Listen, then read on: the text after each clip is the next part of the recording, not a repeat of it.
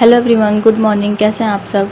आज मैं बहुत जल्दी उठ गई हूँ क्योंकि घर में आज पूजा है, मतलब शिव चर्चा है। तो सावन में मोस्टली लोग करवाते हैं, तो हम लोग भी करवाते हैं। तो मैं फ्रेशन अप वगैरह होकर के मैंने लाइट्स ऑन की।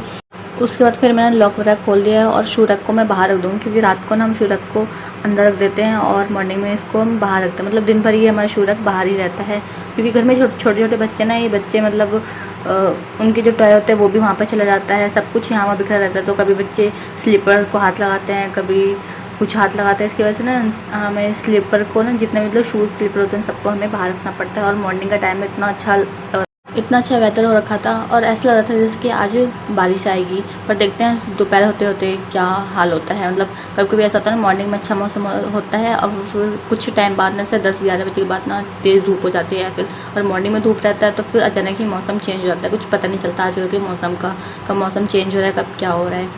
उसके बाद फिर मैं अंदर आ गई थी। मुझे अंदर आने का तो बिल्कुल भी मन नहीं कर रहा था। बाहर इतना सुकून मिला था, इतना शांति, इतना ठंडक था बाहर, अच्छा लग रहा था। फिर क्या कर सकते हैं, हमें अपना डेली रूटीन का वर्क वो तो करना ही पड़ता है, करना ही पड़ेगा। तो मैं अंदर आ गई थी। फिर मैंने झाड़ू लगाना स्टार्ट कर दिया। मैं सबसे पहले ना क्लीनिंग किचन से स्टार्ट करती हूँ, चाहे झाड़ू हो चाहे पोछा, जो भी। मैं सबसे पहले काम किचन से स्टार्ट करती हूँ। तो मैंने किचन में सारे कमरों में झाड़ू वगैरह लगा लिया था। और उसके बाद फिर मैं आ गई थी बाहर में, क्योंकि हमारा जो एरिया ना, लोकल एरिया, हमें बाहर भी सफाई करनी पड़ती है। कोई सफाई वाला नहीं आता है बाहर, तो हमें खुद ही अपने घर के आगे या घर के आसपास में खुद साफ़ सुथरा रखना पड़ता है। क्योंकि कोई फ़ायदा नहीं ना, अगर हम घर के अंदर सफाई रखें और घर के बाहर या घर के सामने गंदगी फैली रहे तो उस सफाई का कोई फ़ायदा नहीं होता है। इसलिए हमें अंदर बाहर दोनों अच्छे तरीके से साफ़ करना पड़ता है। झाड़ू वगैरह मैंने लगा लिया था अंदर बाहर दोनों साइड। फिर मैंने पोछा भी लगाना स्टार्ट कर दिया है। और पोछा लगाने में ना तभी मज़ा आता है जब शांति, मतलब कोई चहल पहल ना हो, मतलब कोई आए जाए ना, तभी जल्दी पोछा लग जाता है और फर्श पे पैर के निशान भी नहीं छपते और अच्छा भी लगता है पोछा लगाने में। फिर मैंने पोछे का सारा काम ख़त्म करके किचन में आ गई थी। किचन में चने भी बनाना था और एक फली, क्या बोलते हैं उसको, मतलब बीन्स बोलते हैं, जो भी बोलते हैं, मतलब मैं तो बीन्स ही बोलती हूँ। दोनों चीज़ मुझे बनानी थी। उससे पहले मैंने अपना जो डेली रूटीन का ड्रिंक है आंवला जूस, वो मैंने पिया। और नव्या भी जग चुकी थी और जान से सो रही थी। वो जग जाती तो बस उसको कोई ना कोई चाहिए, तो चाहे मम्मी चाहे पापा, मतलब किसी ना किसी को वो पकड़ लेती है। उसके बाद फिर मैं किचन में आ गई थी और चने के साथ ना मैंने कुछ आलू भी ऐड किए इसमें और कुछ प्याज भी ऐड किया है और 1-2 मिर्च, मतलब मैं ज़्यादा मिर्च का यूज़ नहीं करती।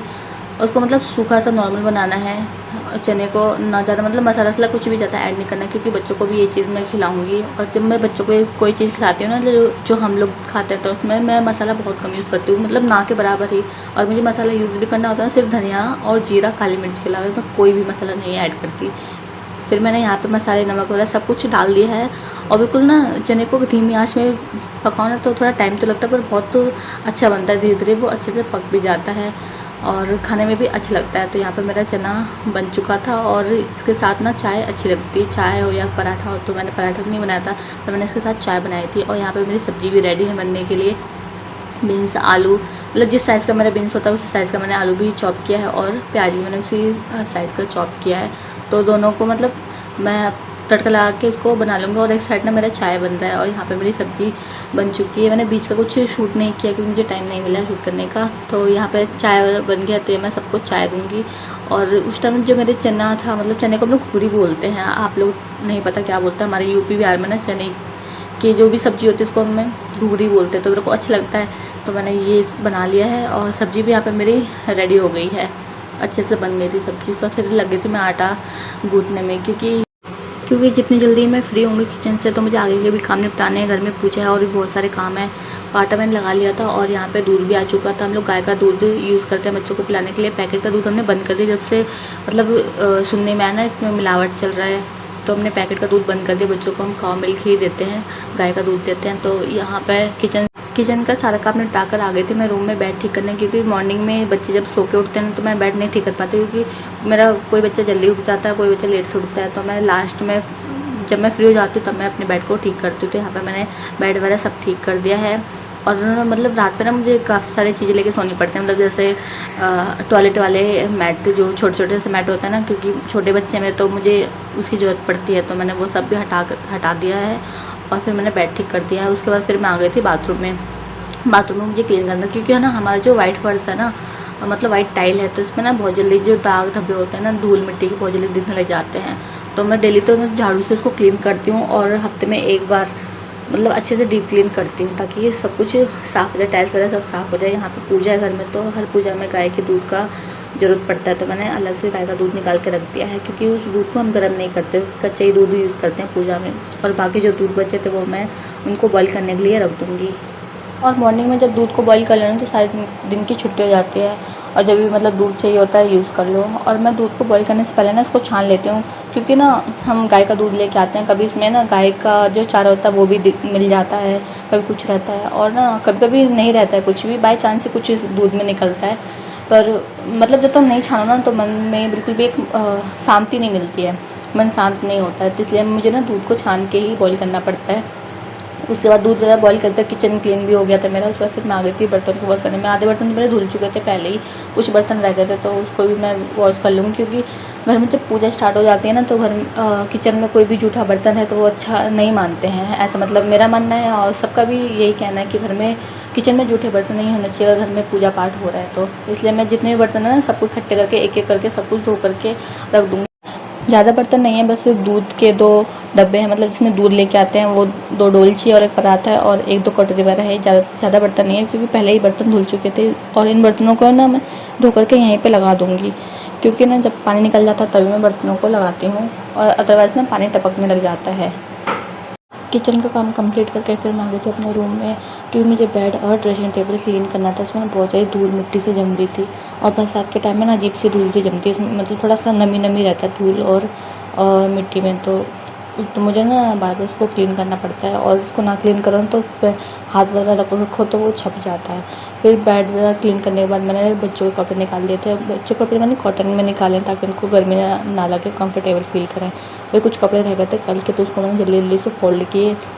फोल्ड करने के बाद मैंने सबके कपड़े अलग अलग करके रख दिए, और शॉर्ट प्रेस करनी होती थी उसको मैंने ऐसे ही उस हैंग कर दिया था, टांग दिया था, ताकि एक एक करके प्रेस कर ले जब पहनना हो तो। कपड़ों को अलग अलग करने के बाद फिर मुझे उनको उनके रूम में सेट करना था, मतलब मेरे कपड़े जो थे मुझे अपने रूम में रखने थे, और झांसी की बुआ के जो कपड़े थे मुझे उनके रूम में पहुँचाने थे। तो मैंने इस वाले काम को किया जल्दी से। उसके बाद फिर मैंने अपने लिए साड़ी निकाल ली, मुझे जो साड़ी पहननी थी, और फिर मैंने झांसी को भी रेडी किया। मतलब बच्चों को मैंने बहुत कंफर्टेबल वाले कपड़े पहनाए थे, जिससे बच्चे परेशान ना हो, क्योंकि गर्मी भी बहुत ज़्यादा हो रही है। और मैं यहाँ झांसी को तैयार कर रही थी तो नव्या इरिटेट होती, परेशान हो रही थी, तो मतलब मम्मी मुझे नहीं तैयार करें, मुझे नहीं ले रही हैं। तो फिर मैंने पहले झांसी को तैयार किया, फिर मैं खुद रेडी हुई। मैंने मल्टी कलर की साड़ी पहनी, मतलब मल्टी नहीं, इसमें 2 कलर हैं, ग्रीन और गोल्डन। ये वाली साड़ी मैंने पहनी। उसके बाद फिर मैंने नव्या को भी तैयार किया, मैंने बच्चों को डायपर पहना था, क्योंकि अक्सर ऐसा होता है पूजा पाठ में हम इतने बिजी हो जाते हैं कि बच्चों पे ध्यान नहीं आ पाता, बच्चे मतलब कपड़े गंदे वगैरह कर लेते हैं। तो इसलिए मैंने बच्चों को पहले डायपर पहना दिया, दोनों को पहना दिया। वैसे जैसे तो मुझे सब कुछ बता देती है, पर फिर भी मुझे टाइम नहीं मिल पाता है जब घर में कोई फंक्शन वगैरह होता है। रेडी होने के बाद मैंने फटाफट से दिन का खाना बनाया, मतलब दाल चावल मैंने बनाया, सिंपल से खाना बनाया, ताकि पूजा होने के बाद ना बच्चों को मैं खिला पिला सकूँ। इससे फिर मैं आ गई थी छत पे, और वहाँ पे पूजा की तैयारी भी हो रही थी, मंदिर भी अच्छे से लग गया था। यहाँ पे जो भक्त लोग आएंगे, मतलब जो भजन वगैरह करेंगे, यहाँ पे चर्चा वगैरह करेंगे, उनके लिए मैंने आसन में बिछा दिया था।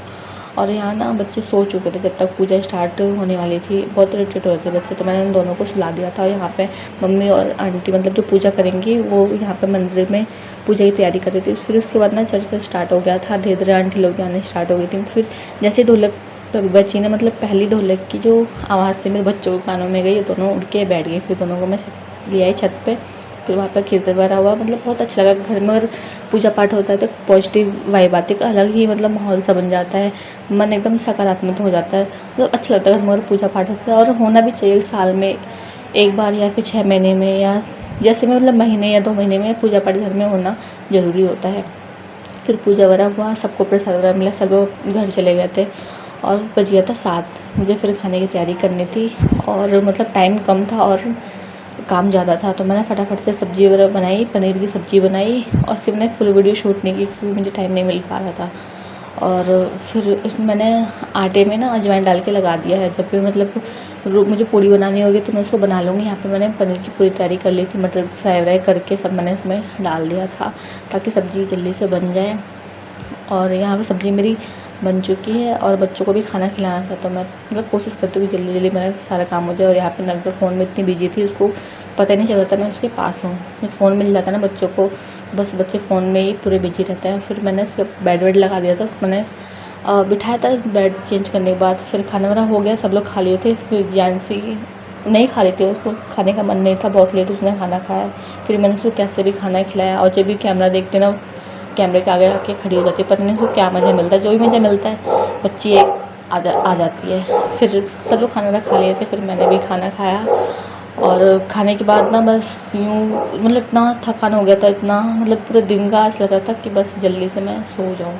फिर खाना वाना खाया, किचन वगैरह क्लीन व्लीन हुआ, सारे बर्तन वगैरह वॉश करके पानी भी मैंने ले लिया था। और ग्लास या कप कुछ भी मैं अपने साथ लेके सो रही। बच्चों को रात में पानी पीना होता है, तो मैं उनको ग्लास या कप से पानी पिला देती थी। फिर मतलब इतना थक गई थी मैं, उतनी गर्मी हो रही थी, तो इसकी वजह से मैंने फिर अपने फेस की आइस मसाज की और कपड़े वगैरह चेंज किए। और ना आइस मसाज करने के बाद ना फेस इतना अच्छा लगता है, फेस पूरा ठंडा ठंडा हो जाता है, अच्छा लगता है। फिर मैंने लाइट्स वगैरह ऑन की, फिर मैं अपने रूम में गई। बच्चे मेरे दोनों सो चुके थे, फिर मैंने मच्छरदानी लगाई।